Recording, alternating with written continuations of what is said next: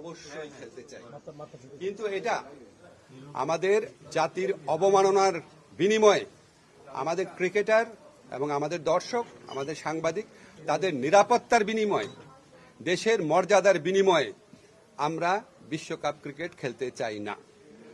আজকে আমরা আইসিসি থেকে যে চিঠিটা পেয়েছি, সেই চিঠিতে পড়ে আমাদের কাছে মনে হয়েছে ভারতে যে প্রচণ্ড একটা নিরাপত্তা ইস্যু তৈরি হয়েছে বাংলাদেশি ক্রিকেটারদের জন্য, সেটা তারা রিয়ালাইজ করতে সক্ষম হয় নাই।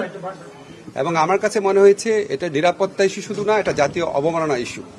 যাই হোক, আমরা নিরাপত্তা ইস্যুটাকেই মুখ্য করে দেখছি, যেখানে ভারতের ক্রিকেট কন্ট্রোল বোর্ড নিজেরাই বলছে কলকাতা টিমকে যে এই প্লেয়ারকে নিরাপত্তা দেওয়া যাচ্ছে না, ওনাকে তোমার টিম থেকে বাদ দাও।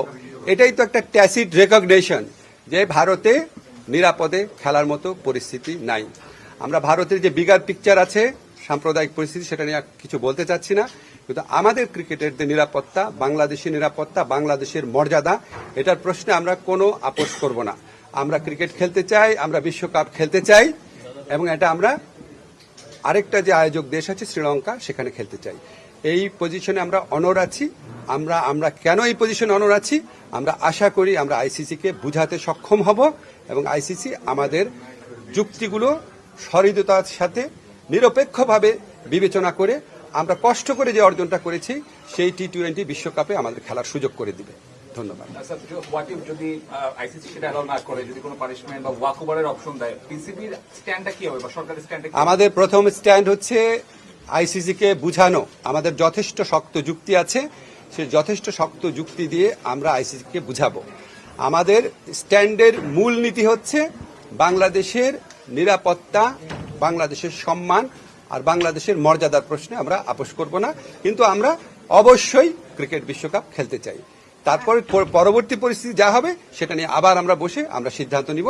এখন পর্যন্ত আমরা এই সিদ্ধান্ত খুব ক্লিয়ারলি নিয়েছি যে আমরা আইসিসিকে বুঝাবো যে আমাদের ভারতে খেলার মতো পরিবেশ নাই।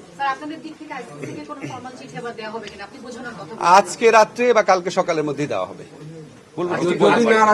আজকে ফেলানি হত্যার 15 বছর। জি, তো আপনি কি মনে করেন যে আমাদের পররাষ্ট্র নীতি একটু স্ট্রং হওয়া উচিত? মানে আমরা অনেক সময় একটা লম্বা সময় আপোষ করেছি, জনগণও চাচ্ছি সেটা। আপনারা শোনেন, আমি একটা জিনিস বুঝায় বলি। আমি যখন ঢাকা বিশ্ববিদ্যালয়ের শিক্ষক ছিলাম, তখন আমি যে কোনো বিষয়ে মন্তব্য করতাম। সেই জন্য আপনারা আশা করেন কি আমি যে কোনো বিষয়ে মন্তব্য করি, কিন্তু সেই এখতিয়ার যে আমার না, এটা খেয়াল করেন না।